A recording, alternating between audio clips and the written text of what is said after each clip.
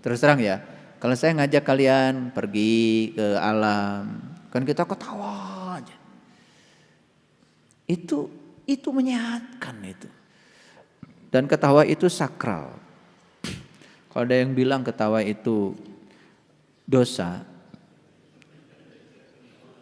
itu harus ngaji dulu itu. Belum benar tuh ngajinya. Dikit-dikit haram, dikit-dikit haram. Kan sekarang banyak yang kayak gitu ya. Ini haram, ini haram, ini haram. Aduh repot banget gitu. Ya, kayak Tuhan aja dia itu. Itu karena belum pernah mendengar berita besar itu. Ngajinya belum tuntas itu. Makanya sekarang ngajinya berita besar. Ayo kita baca sekarang. A'udzubillahi minasyaitonirrajim. Bismillahirrahmanirrahim.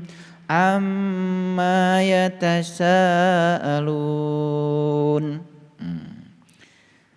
Tentang apakah mereka saling bertanya? Tentang apa mereka saling bertanya?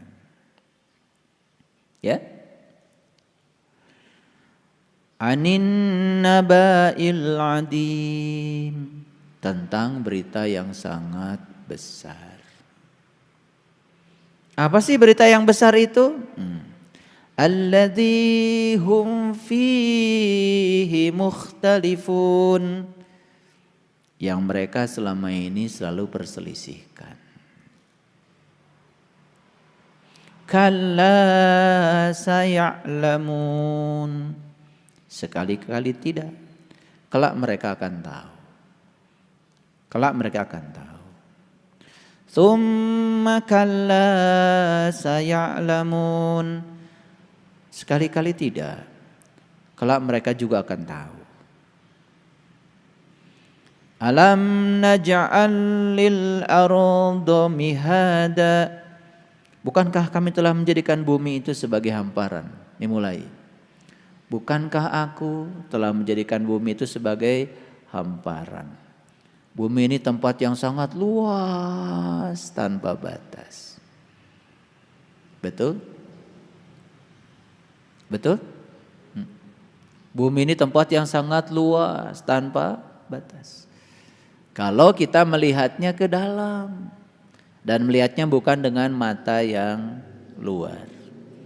Menggunakan mata yang diberikan Allah kepada kita yang disebut dengan mata kolbu. Makanya mata kolbu harus dibuka.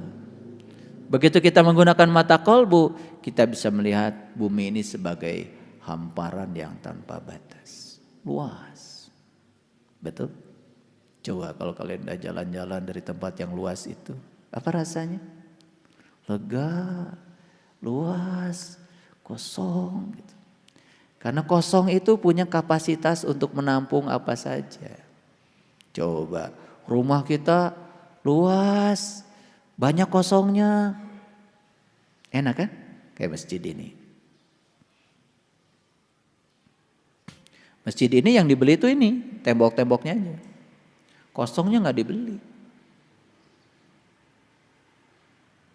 Makanya yang berguna itu sebetulnya yang nggak dibelinya. Yang berharga yang dibelinya. Betul gak?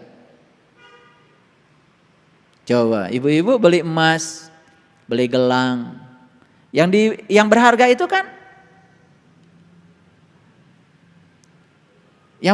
kan emasnya. Yang dipakai ruang kosongnya kok.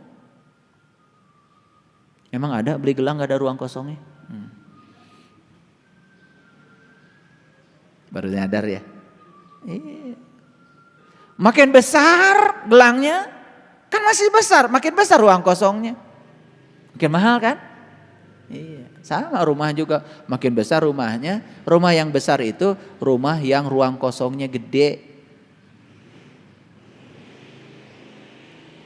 Makanya kalau kita sudah bisa melihat bumi sebagai hamparan di dalam, lega, kosong.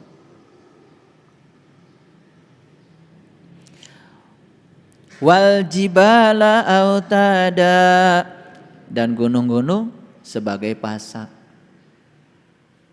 Tuh. Awas, gunung yang dimaksud itu bukan gunung Galunggung, gunung Merapi, gunung gede. Gunung Ceremai, gunung. Gunung itu adalah puncaknya kesadaran yang ada pada diri manusia. Itulah Sidratil Muntaha. Betul nggak itu pasak? Pasak tuh menguatkan. Makanya yang gunung-gunungnya itu sudah jadi pasak, sudah kuat. Ya, sudah kuat, kesadarannya sudah tinggi. Maka dia akan melihat bumi ini hamparan, luas tanpa batas. Kemanapun dia memalingkan wajah, yang dia lihat adalah dia yang maha luas. Gak sempit lagi hidupnya. Ledakan itu terjadi di ruang sempit. Betul apa tidak? Jadi yang suka meledak-ledak tadi itu siapa? Sempit. Yang suka nyalah-nyalahkan orang itu siapa? Sempit ilmunya. Yang suka merasa paling benar itu siapa? Sempit sudut pandangnya. Ya, itu. Makanya bahaya ya, orang yang terbuka mulutnya masih tertutup kolbunya, itu sudah bicara di ruang publik. Bahaya itu. Menurut dia mah semua orang salah aja. Dia tidak tahu bahwa sebetulnya dalam hidup ini yang namanya salah, yang namanya benar itu penilaian. Yang namanya penilaian kan tergantung orang. Betul nggak? Tergantung orang yang menilai. Kalau dia si penilai itu sempit sudut pandangnya, dia akan berikan penilaian yang salah. Makanya ketika masih terjebak oleh benar salah, baik buruk, sebetulnya kita tuh belum kemana-mana. Ini saya harus bicara kenceng nih. Wa khalaqnakum ajwaja. Ajwaja itu pasangan.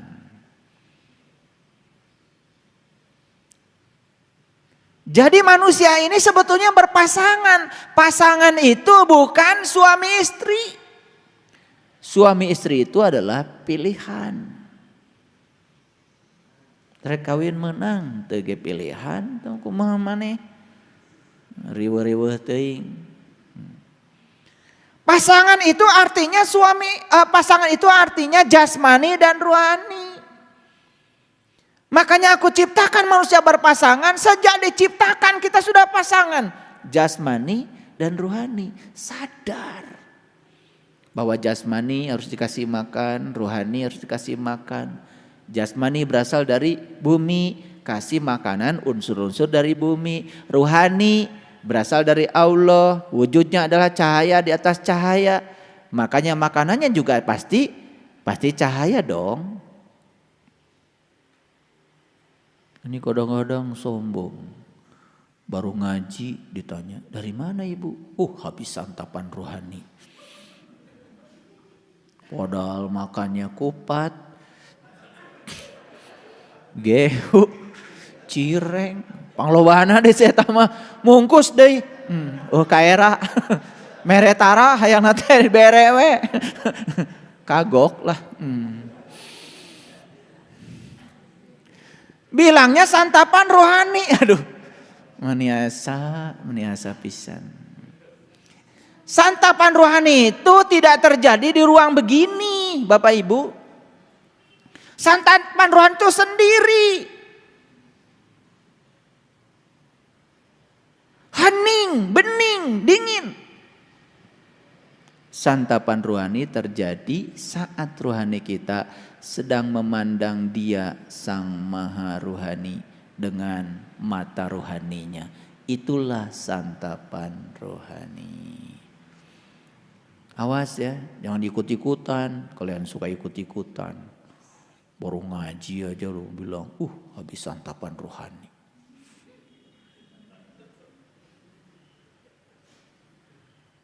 Padahal itu mungkus. Wa khalaqnakum azwaja. Aku ciptakan kamu berpasangan. Jadi kita harus selalu sadar bahwa diri kita itu jasmani dan rohani. Urus dua-duanya. Saya kasih tahu ya. Orang yang di dalam kehidupan ini hanya ngurus jasmani, sebetulnya dia itu tidak layak untuk disebut manusia hidup. Karena tidak ada pertumbuhan. Pertumbuhan tidak terjadi di jasmani. Pertumbuhan hanya terjadi di kesadaran spiritual. Orang yang suka menolak kontradiksi dalam hidup ini tidak layak menghidupi hidup. Karena dia tidak akan tumbuh. Karena dia menolak. Dan orang-orang yang bermitra dengan kontradiksi, menjadikan kontradiksi sebagai sarana untuk menempa diri, itu namanya tumbuh. Apa dengan tubuh kita? Coba lihat. Kecil, remaja, tua, habis. Jadi saya tidak mau berbicara tentang pertumbuhan fisik. Di fisik tidak ada pertumbuhan. Pertumbuhan hanya terjadi di dimensi spiritual.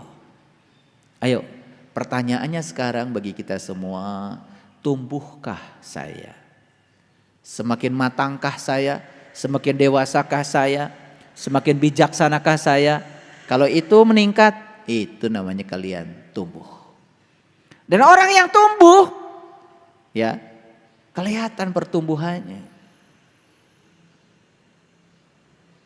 Dan orang yang semacam ini itu sangat dekat untuk menuju sebagai manusia paripurna tadi.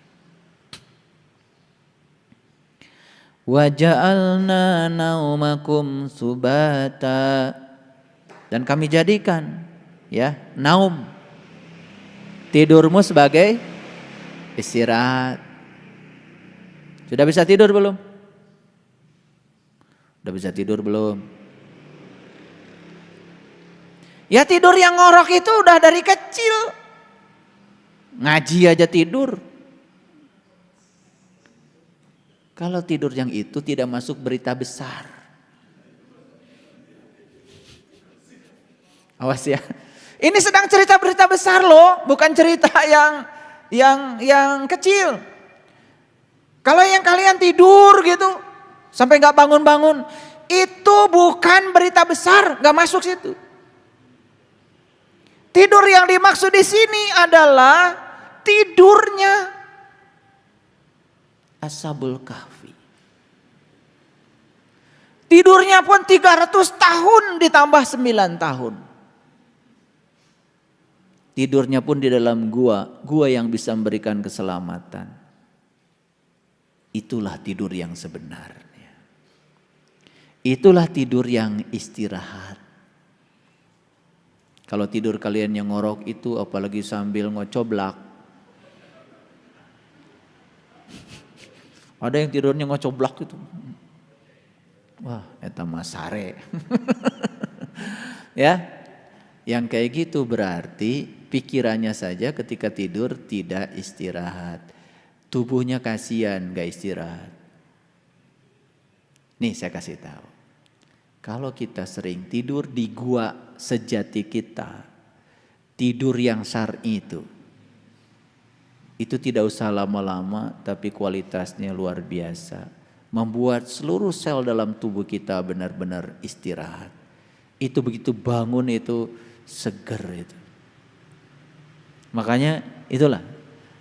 Saya udah kasih doa kan? Sebelum tidur ada doanya. Ada olah nafasnya. Jalankan. Itu. Ngerti ya? Baik, lanjut. Ini masih berita besar nih. Ya. Wa ja'alnal laila libasa, dan kami jadikan malam sebagai pelindung.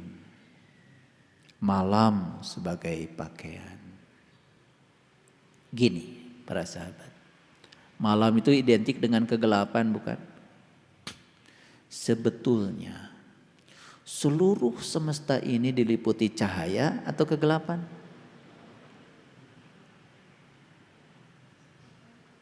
Diliputi cahaya atau kegelapan? Yo, pinter enggak? Kalau matahari tinggal di tempat gelap atau di tempat terang? Terang? Tuh, kalian berarti belum benar belajar fisikanya ini.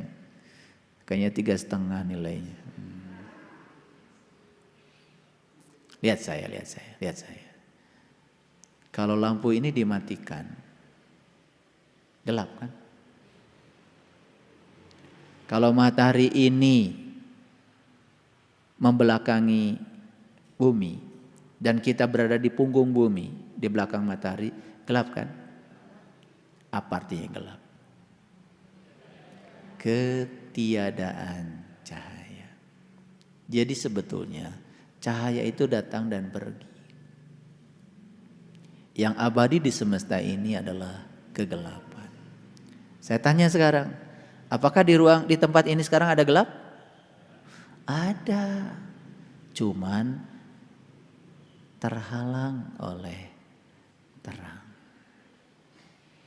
Jadi kalau gitu matahari tinggal di tempat gelap, tempat terang. Tinggal di tempat gelap sebetulnya. Cuman karena mataharinya bersinar gak kelihatan.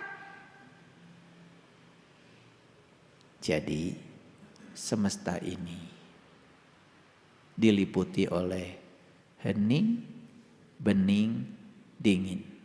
Itulah pakaian kita. Nanti coba kalian masuk ruangan, matikan semua, jangan ada cahaya sedikit pun. Coba sesekali tinggal di tempat gelap yang semacam itu, rasakan. Saya nggak bisa ngasih tahu dari sekarang, tapi rasakan aja. Selama ini tempat yang disebut menakutkan itu tiba-tiba akan menjadi tempat yang sangat menyenangkan. Dalam gelap itulah ketika kita meniti ke dalam diri, kita akan menyaksikan cahaya yang luar biasa. Karena itu pakaian kita. Ini tingkat tinggi sebetulnya, tetapi nggak apa-apa. Saya bagikan supaya ngerti sedikit. Wa ja'alna an-nahara ma'asya. Kami jadikan siang untuk mencari penghidupan. Siang apa? Terang.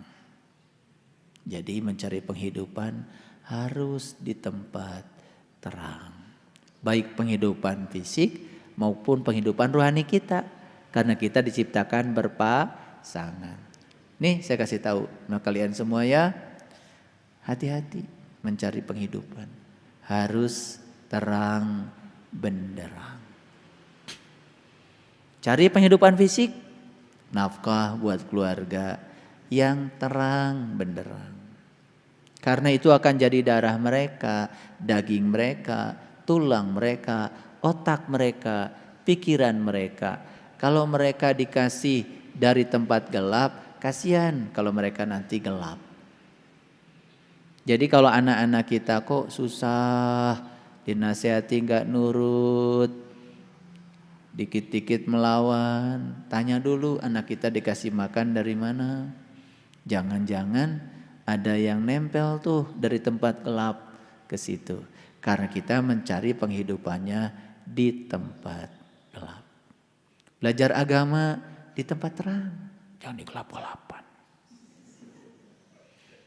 Belajar spiritual sama yang terang, jangan sama yang gelap. Bimbing haji, pergi umroh, ayo cari yang terang. Jangan cari yang gelap. Ya, bisa bedakan? Gelap. Wajahnya kelihatan. Poek. Ya nyampe sana cuman disuruh muter aja. Disuruh melempar aja. Nggak ada rasa di situ.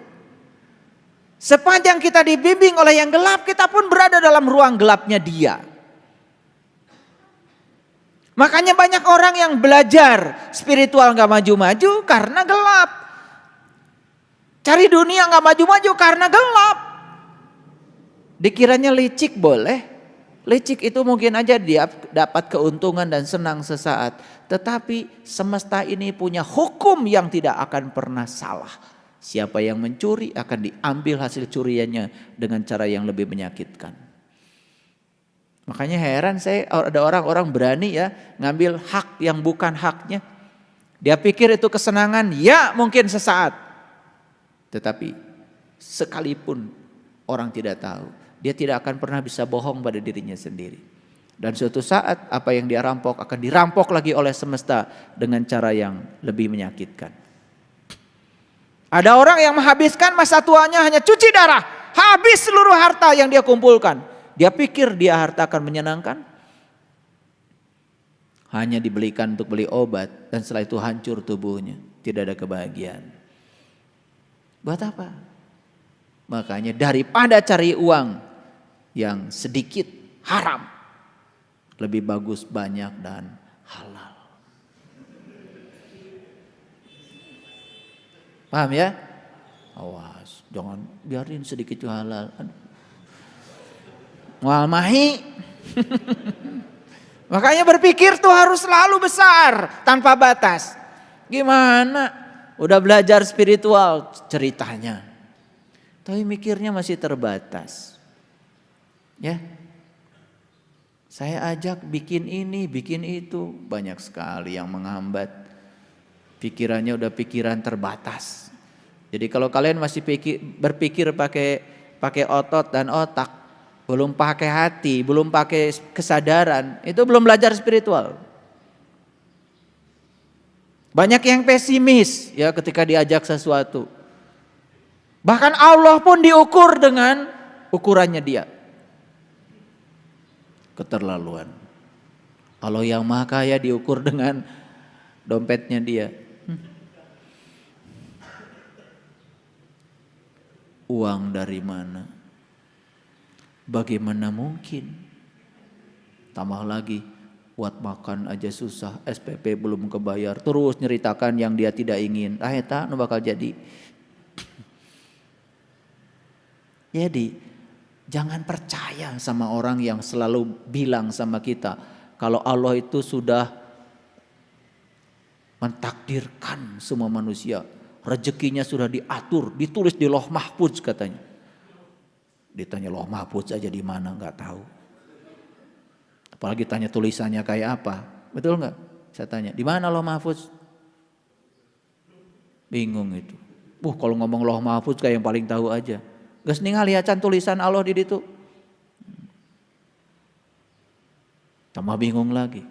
Mau punya Allah yang kayak gitu. Ini lahir katanya jadi orang miskin, ini lahir saudagar, mau? Dari kecil saya nggak percaya ajaran itu.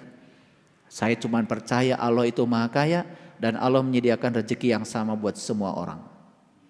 Kalau rezeki kita beda hari ini, da urang nu salah nyokotna.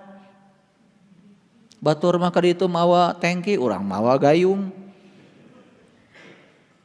Betul. Gitu. Paham ya? Jangan ketawa-ketawa. Ya, tapi nggak ngerti. Nah, sekarang udah ketawanya kelihatan ngerti ya. Ketawa itu harus melambangkan ngerti, ya. Paham maksud saya? Ya, jadi belajar spiritual tuh fid dunya hasanah wa fil akhirati hasanah. Harus berkelimpahan lahir batin. Kan sudah diciptakan kita berpasangan. Artinya ya kalau pasangan serasi pasti berkah lahir batin. Paham? Itu. 12. Wa banaina fawqakum sab'an shidada.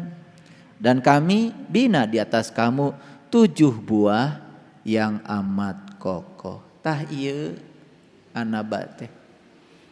Kartos? Ini anaba itu. Kami telah bina di atas kamu 7 buah yang kokoh. Itulah Shiratal Mustaqim. Itulah jalannya orang yang ingin mendapatkan nikmat. Nikmat gak ada kaitannya dengan uang. Nikmat gak ada kaitannya dengan jabatan. Nikmat gak ada kaitannya dengan urusan dunia. Nikmat yang sebenarnya adalah yang diberikan kepada para nabi, para siddiqin, para syuhada dan para solihin. Itulah menyatu, manunggal bersama Allah. Merasakan kehadiran setiap saat, itulah nikmat yang paling besar. Itulah sumber kedamaian kita yang sebenarnya. Kalau kita sudah manunggal bersama Dia, tidak ada yang mustahil. Gitu. Udah nyampe nih beritanya belum? Udah nyampe beritanya belum? Iya. Ada juga yang menceritakan, oh berita paling besar katanya berita tentang kiamat. Kiamat itu apa? Hancurnya alam semesta. Alam semesta dari dulu juga udah hancur. Berita apaan? Ya, kematian sudah berlangsung. Bahkan tubuh kita yang 100 triliun sel itu setiap hari 17 miliar sel mati di tubuh kita. Lihat gak umur saya waktu 35 tahun. Lihat tuh di YouTube tuh ada. Saya sedang ceramah, umur 35 tahun. Lihat gak sekarang umur saya 55 tahun? Iya. Udah rusak. Karena setiap hari sel yang mati 17 miliar. Itu pun kalau pikirannya positif. Coba. Nah yang pikirannya negatif coba lihat tuh. Nah, gigi pun pada hilang. Kayaknya 3 kali 17 miliar deh. Yuk. Makanya cepat sekali ya, cepat sekali. Kemarin begini, hari ini udah beda. Cepat sekali. Kayak tadi kita di luar bicara dengan para sahabat dan Ayah Yudi mengatakan setelah dapat ilmu ini kok rasanya tubuh saya sangat energetik gitu, berenergi. Ya betul, memang. Ya karena apa? Karena pikirannya sudah positif, karena jiwanya sudah mulai bersih. Dampaknya pada tubuh juga jadi sehat. Ini Ayah Asrori umur 57 tahun dari Surabaya ke Bandung nyetir sendiri. Dari sini mau langsung ke Jakarta. Nyetir sendiri. Luar biasa. Ya, gitu. Pantaskan diri kita. Dan Allah tergantung sejauh mana kita memantaskan diri kita. Apa yang terjadi kalau kita sudah tahu rahasia di balik yang 7 tadi? Baca ayat selanjutnya. Wa ja'alna sirajan wahaja, dan kami jadikan pelita yang amat terang. Betul? Inilah An-Naba, ini berita yang paling besar. Bukan berita tentang hal-hal yang lain, ini berita yang paling besar. Terasa berita ini nyampe pada kalian? Kami bina di atas kamu 7 buah jalan. Setelah itu Allah mengatakan, wa ja'alna sirajan wahaja, dan kami jadikan pelita yang terang benar. Betul? Betul? Terasa berita ini? Nikmat Allah mana lagi yang mau kau dustakan? Wa anzalna minal mu'syirati ma'an sajjaja, dan kami turunkan dari awan air yang tercurah. Air apa? Air kesabaran, air ulas asih, air kebijaksanaan. Maka siapapun yang sudah menemukan rahasia yang 7 dalam dirinya, sudah bisa meniti ke dalam diri, sudah melihat pelita yang terang benderang, maka setiap dia meniti ke dalam diri akan dihujani. Al-Maidah. Makanya jangan heran, kalian tuh seperti tidak belajar, tahu-tahu pintar. Gak pernah berlatih, tahu-tahu terampil. Sekarang kalian menjadi terampil menghadapi masalah. Tiba-tiba intuisinya hidup. Tuh, pintar tanpa belajar, cerdas tanpa berlatih. Itulah ma'rifatullah yang sebenarnya.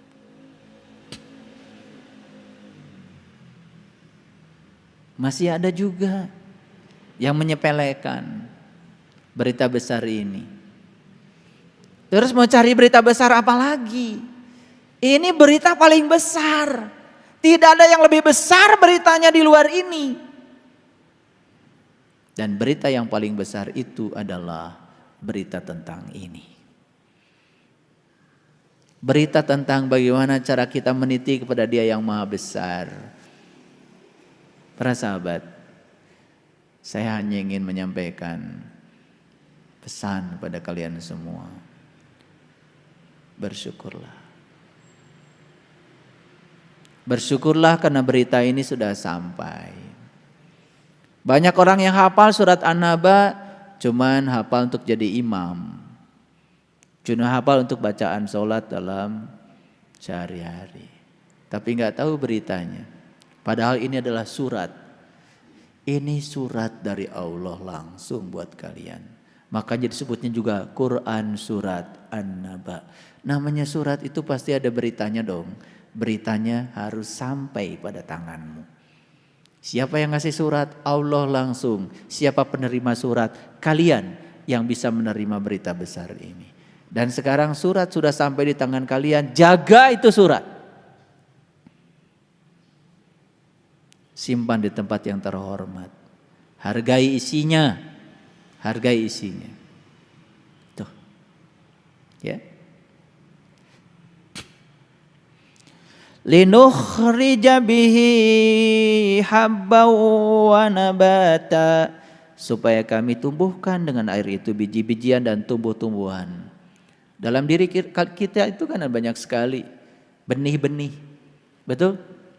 Benih welas asih tumbuh. Luar biasa. Benih cinta kasih tumbuh. Sehingga kapasitas untuk mencintai membesar. Benih kecerdasan tumbuh. Benih kasih sayang tumbuh. Benih toleransi tumbuh. Benih untuk bisa menerima perbedaan tumbuh.